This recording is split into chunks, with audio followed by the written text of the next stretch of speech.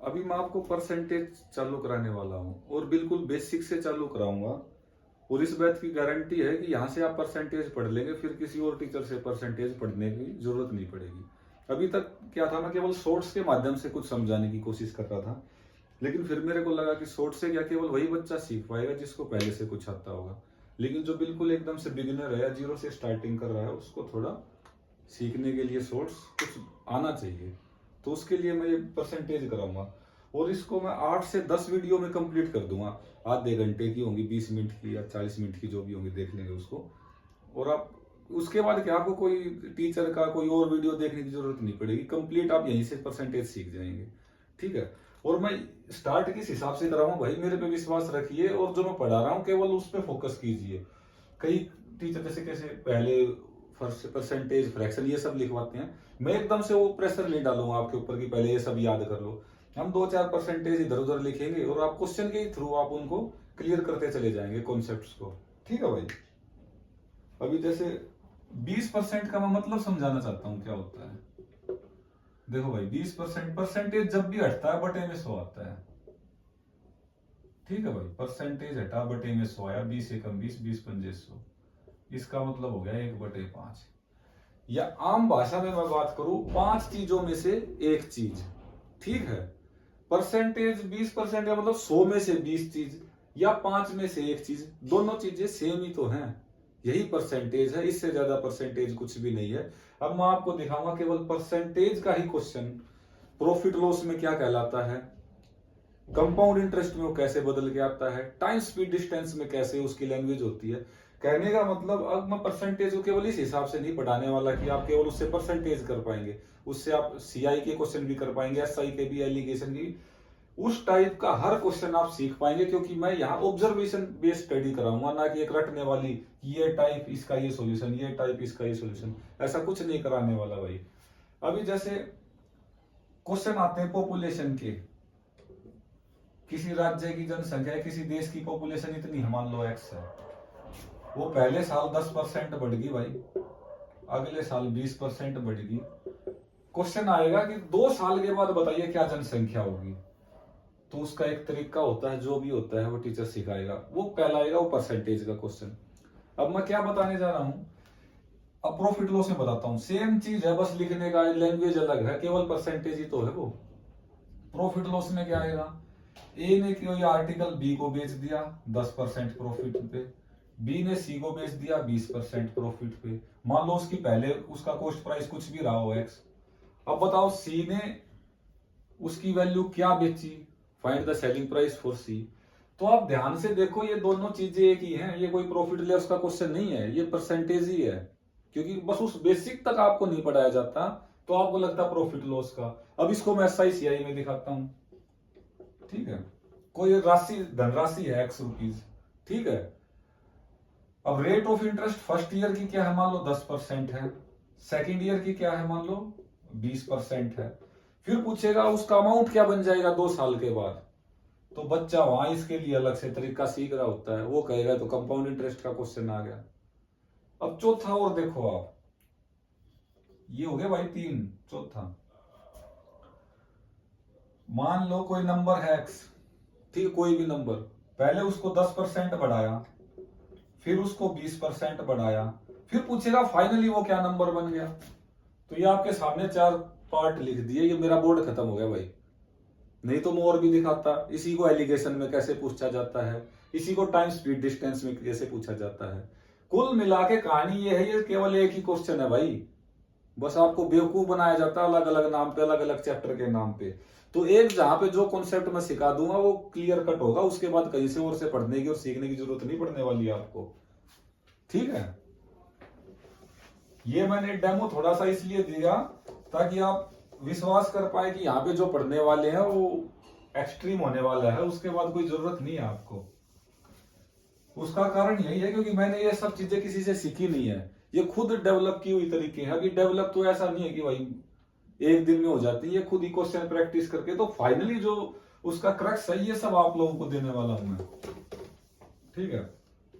अभी परसेंटेज चालू करते हैं। और जो ये फ्रैक्शन परसेंटेज हम पहले ही बताया, एकदम से पूरा बोर्ड भरने वाला नहीं हो कि इनको रट लेना, हम धीरे धीरे क्वेश्चन करेंगे, उसके माध्यम से हम सीखते जाएंगे। अभी मान लो अब 10% कोई चीज बढ़ती है, इसका मतलब क्या होता है? पहले मैंने 20% बताया 1/5, अब सब समझ गए। 10% बढ़ने का मतलब क्या हो गया? 10% का पहले फ्रैक्शन वैल्यू देख लो क्या होता है भाई, परसेंटेज हटता है बटे में 100 आता है, क्या आ गया भाई 1/10। अब देखो बढ़ने का मतलब ये हो गया, कोई चीज 10 थी और वो 1 बढ़ गई, तो मतलब अब चीज कितनी होगी? नई चीज 11। और कोई पुरानी चीज पूछे तो आपको 10 से 10 थी, अब नई कितनी होगी? 11। बढ़ कितनी गई? 1 यूनिट बढ़ गई। तो बस ये चीज सीख लो आप, यही परसेंटेज है और यही परसेंटेज खत्म भी हो जाता है। अब आप देखने वाले हैं कैसे क्या इतने से परसेंटेज खत्म हो जाएगा? जी हाँ, बिल्कुल खत्म होने वाला है। 10% थी, 10/100, 1/10, मतलब 1 बढ़ गई 10 के ऊपर, 10 से 11 हो गई। ठीक है भाई। अब इसको क्वेश्चन के थ्रू मैं आप क्लियर करता हूं, इस कॉन्सेप्ट का क्वेश्चन में क्या यूज होगा, यहीं से आप SI CI के भी एक ही टाइप से सब कुछ सीखने वाले हैं। मान लो एक ही सैलरी 10,000 रुपए है, ठीक है भाई, और उसकी सैलरी 10% बढ़ गई, तो उसकी न्यू सैलरी बतानी है क्या होगी। ठीक है भाई। तो 10% बढ़ने का मतलब मैंने क्या बताया? 1/10। 1/10 मतलब 1 बढ़ना 10 के ऊपर, मतलब मैंने पिछले पहले लिखवाया था, क्या रेशियो बनी थी वो? 10 से 11 हो जाना। ठीक है भाई। और ये 10 किसको दिखाता? ओरिजिनल चीज को, पुरानी चीज को। ये क्या दिखाता? नई बढ़ी हुई वैल्यू को। अब ये पुरानी चीज कह रहा 10,000 रुपए है, हमारे हिसाब से 10 रुपए सैलरी है, क्वेश्चन में दे रखा है 10,000 है, कितना टाइम्स है? 10 एकम 10, 1000 गुना है भाई। और नई सैलरी निकालनी है आपको, मैं कह रहा हूं 11 रुपए है, लेकिन ये कितना टाइम्स करना पड़ेगा? 1000 गुना करना पड़ेगा, उसकी नई सैलरी आ जाएगी। कितनी आ गई भाई निकल के? 11,000 रुपए। ठीक है भाई। तो ये बिल्कुल बेसिक से शुरुआत कर रहा हूं, एक बच्चा जो बिल्कुल जीरो पे है वो इस बात को समझ पाए कि 10% बढ़ने का तरीका मतलब क्या होता है। ये एक तरीका है, एक कॉन्सेप्ट कह लो इसको।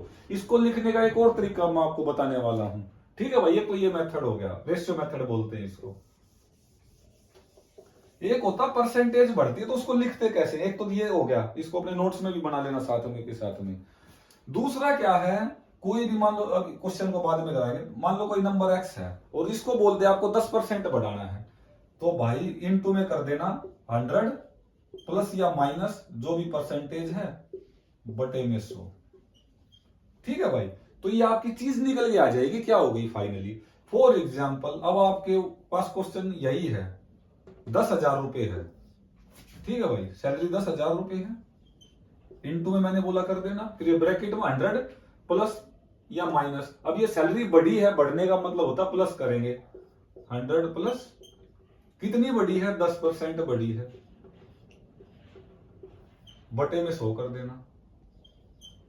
तो ये क्या आ गया? 2 जीरो से 2 जीरो कट गई, 100 इंटू 100 प्लस 10 क्या आ गया? 110 आ गया, मल्टीप्लाई में 11,000 रुपये आ गई। तो नई सैलरी क्या आ गई? 11,000 रुपये आ गई। ये लिखने का दूसरा तरीका है, ये मेथड 2 बोल लो आप इसको, या तो वो पहला मेथड था, ये दूसरा मेथड है। अब तीसरा मेथड भी होता है, क्या कराने की जरूरत है? मेरे हिसाब से नहीं जरूरत है। कारण क्या है, इतने ज्यादा मेथड हो जाएंगे तो आप उन्हीं में कंफ्यूज होके रह जाओगे। तो 2 ही तरीके ठीक है मेरे हिसाब से। ठीक है, एक तो रेशियो से कर लो, एक ये परसेंटेज ऐसे बढ़ाई जाती है भाई। बिल्कुल आसान सी चीज लिखी है आपके सामने। ठीक है।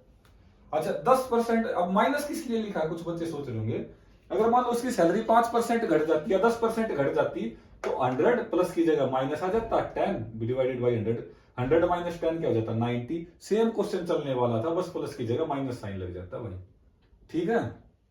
अभी इसी क्वेश्चन को अब दूसरे तरीके से देख लो, केवल स्टेटमेंट बदलेगी, सैलरी का क्वेश्चन लग रहा होगा अब आपको। अब कोई आपसे ये कहे कि प्रिंसिपल ₹10,000 है और 10% रेट ऑफ इंटरेस्ट है, एक साल के बाद उसका अमाउंट क्या होने वाला है? तो भाई ये वही क्वेश्चन लिखा था मैंने, बस लिखने का तरीका क्या था? सैलरी लिख दिया था, एक ही सैलरी 11,000, उसका भी आंसर होने वाला है। अब यही क्वेश्चन पूछे, प्रिंसिपल अमाउंट 10,000 है, 10% रेट ऑफ इंटरेस्ट है, एक साल के बाद और सीआई में है 1 साल के बाद अमाउंट क्या होने वाला है, फिर 11,000 होने वाला है, क्योंकि एसआई और सीआई सेम होते हैं, लिखने का तरीका बदला है बस। यही क्वेश्चन 10,000 रुपए में किसी ने चीज खरीदी, 10% बेनिफिट पे बेच दी, प्रॉफिट पे बेच दी, तो सेलिंग प्राइस क्या होने वाला है, यही सब होने वाला है। ठीक है,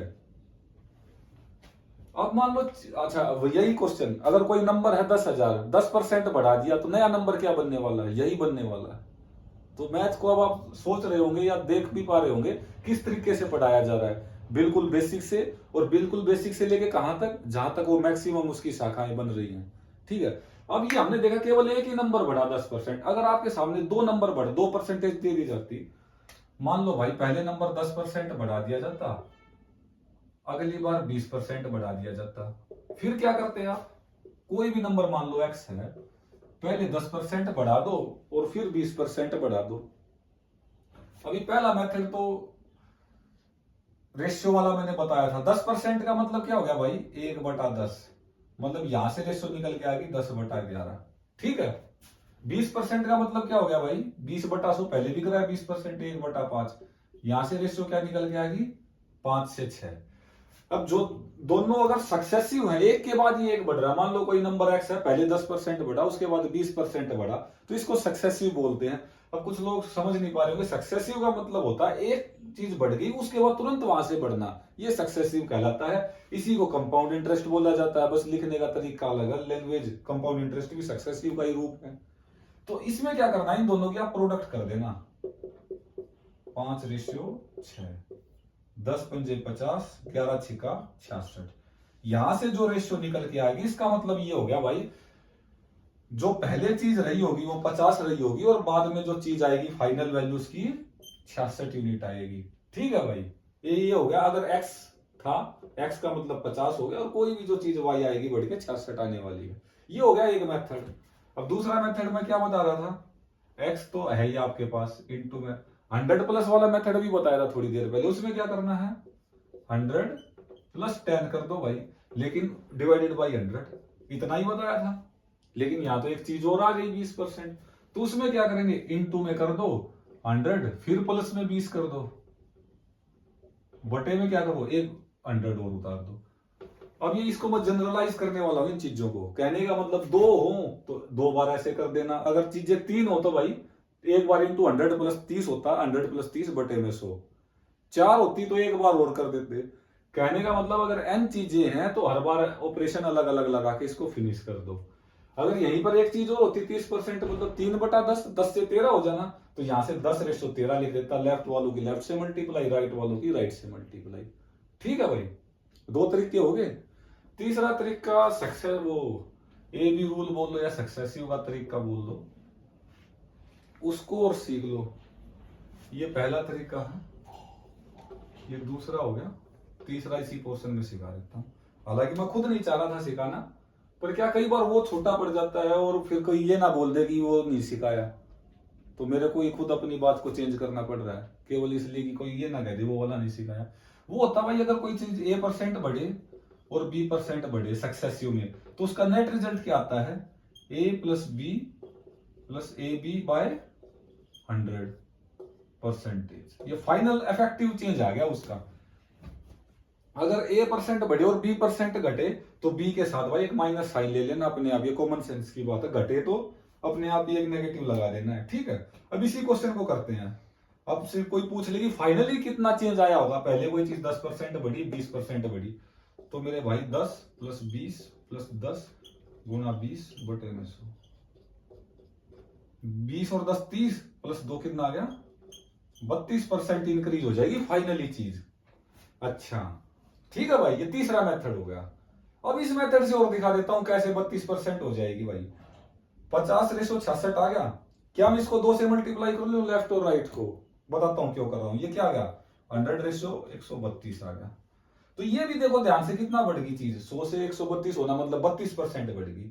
तो आपको 3 तरीके सिखा दिए हैं इतने अच्छे से बेसिक, शायद यूट्यूब पे किसी ने क्लियर कराए होंगे।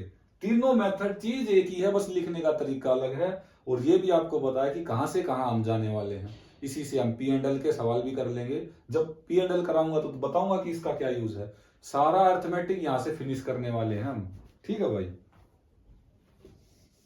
अब इसका यूज दिखाता हूं कहां पे है।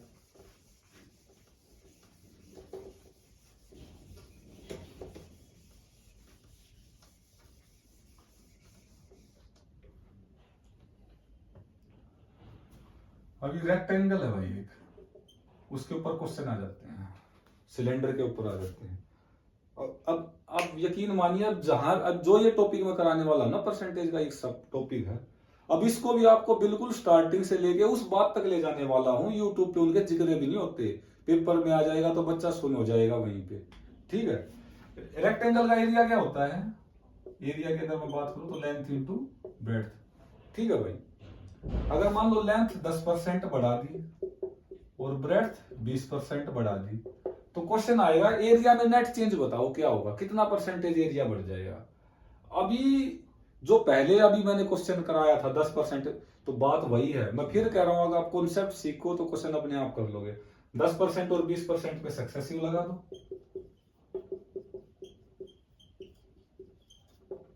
20 और 10 30 और 2 32% इंक्रीज हो जाएगा एरिया। ठीक है भाई, रेशियो मेथड से करना चाहो रेशियो मेथड से कर लो।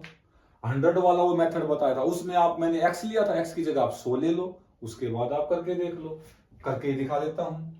मान लिया वहां पे मैंने एक्स लिया था ना, उसमें क्या था 100 प्लस 10 110 बटा 100, 100 प्लस 20 120 बटा 100, 100 से 100 खत्म। 12 इंटू 11 क्या होता है? 132। चीज हमने पहले एरिया 100 माना था, अब आ गया 132, कितना परसेंट बढ़ गया? 32% बढ़ गया भाई। रेशियो मेथड से पीछे पहले करके ही दिखा दिया। तो आप समझ पा रहे होंगे अब हम कितना अच्छे से इस चीजों को सीख पा रहे हैं। अभी आपको देने वाला हूं छोटा सा झटका। यहीं तक है एसएससी का लेवल। एरिया पूछेगा, लेंथ 10% बढ़ा दी, 20% बढ़ा दी, फाइनल एरिया में चेंज क्या आएगा, या थोड़ा क्या करेगा, अभी बताता हूं क्या करेगा।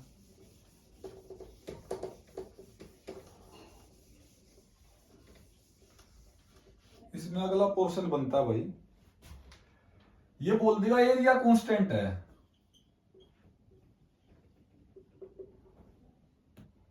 और लेंथ को 10% बढ़ा दिया, ये बढ़ाने का साइन है इंक्रीज। ब्रेड्थ को कितना घटाया जाए कि एरिया सेम रह जाए रेक्टेंगल का। ठीक है भाई, कहने का मतलब इस टाइप के क्वेश्चन को या ऐसे क्वेश्चन को हमें कैसे अप्रोच करना है भाई। तो मैं वो फालतू की फर्जी चीजों में नहीं ले जा रहा है, ए बी रूल और उसको नाम देके अलग से कंफ्यूज करने की। मैं कोशिश कर रहा हूं बिल्कुल बेस्ट तरीके से। एरिया ऑफ रेक्टेंगल होता क्या भाई? एल इंटू बी होता है ना। ठीक है, यही होता है। अब 10% बढ़ा दिया, या मैं कह लू अपने हिसाब से मैं क्वेश्चन को कराने जा रहा हूं, तो जो एरिया है लेंथ इंटू ब्रेड्थ है, जो नया एरिया वो भी सेम रहने वाला है, यही रहने वाला है। लेंथ 10% बढ़ गई, पहले मान लिया एल थी 10% का मतलब क्या हो गया? एल इंटू में 110 बटा 100, अभी तरीका सिखाया था। ठीक है, ब्रेड्थ पता नहीं क्या होने वाली है, तो इसको B1 मान लेता हूं, इसको B2 मान लेता हूं।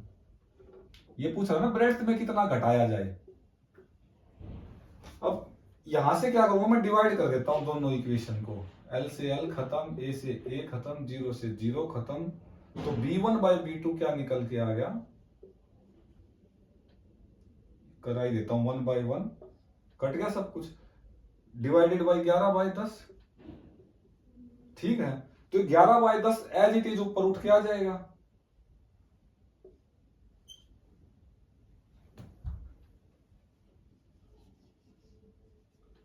तो ब्रेड्थ में कितना डिक्रीज आ गया भाई? 11 की चीज 10 हो गई। देखो 11 से 10 होना का मतलब क्या है? एक की घट गई, एक का डिक्रीज आ गया, और कितने पे आया? 11 पे, क्योंकि ओरिजिनल लेंथ ओरिजिनल ब्रेड्थ कितनी थी? B1 थी। 1/11 इंटू में 100, 100/11 आ गया भाई। 11 निमा 99 और 100, 9 सही 1/11%। इन फ्रैक्शन को भी मैं बाद में लेके आऊंगा धीरे धीरे। मैं नहीं चाह रहा एकदम से आप फ्रैक्शन के ही बोझ में डूब जाएं और कॉन्सेप्ट को भूल जाएं। तो मैं पहले कॉन्सेप्ट कराने कोशिश चाह रहा हूं, कॉन्सेप्ट क्लियर हो पाए। समझ गए भाई? अब इस पे तीसरा क्वेश्चन क्या बनता है? मैं बहुत ज्यादा क्वेश्चन नहीं लूंगा भाई, एक चीज के ऊपर लिमिटेड क्वेश्चन लूंगा, लेकिन सिखाऊंगा ढंग से। यही है मैक्सिमम लेवल एसएससी का इस टाइप के क्वेश्चन में या इसमें।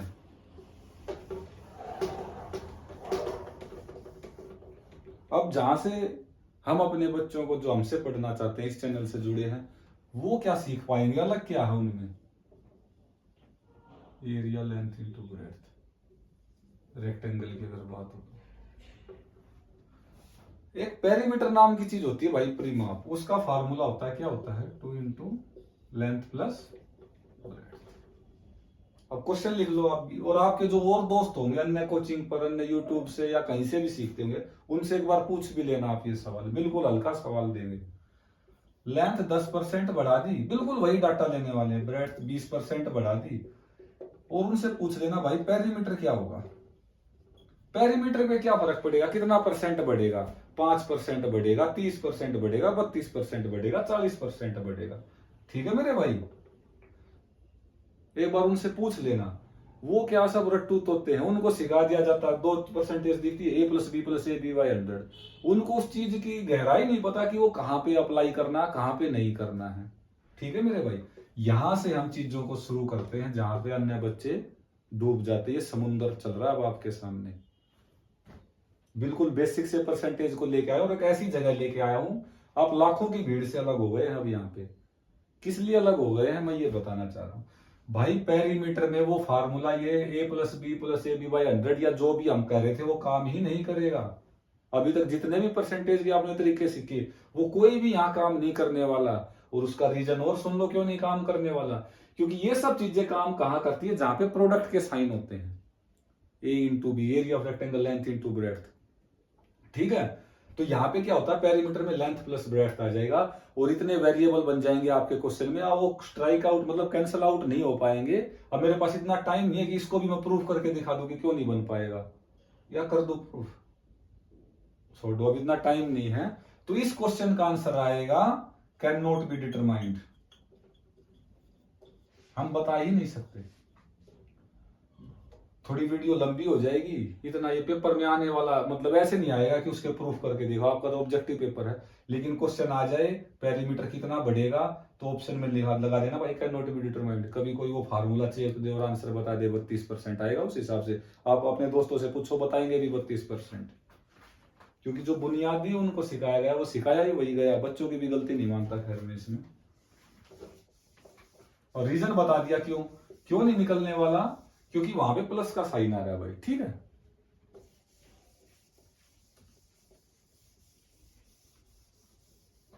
अभी रेक्टेंगल में आ जाओ, सॉरी उसमें सिलेंडर में आ जाओ आप। परसेंटेज के ही क्वेश्चन है, अब सिलेंडर के रूप में भी आ जाते हैं। आप इसको या तो मेंसुरेशन में भी सिखा सकता था, बस यहाँ भी सीख लो, अब बात जब बात चालू ही होगी। सिलेंडर में रटने की कुछ नहीं करना भाई, वॉल्यूम तो आपको वहां भी याद करना पड़ेगा, यहाँ भी याद करना पड़ेगा।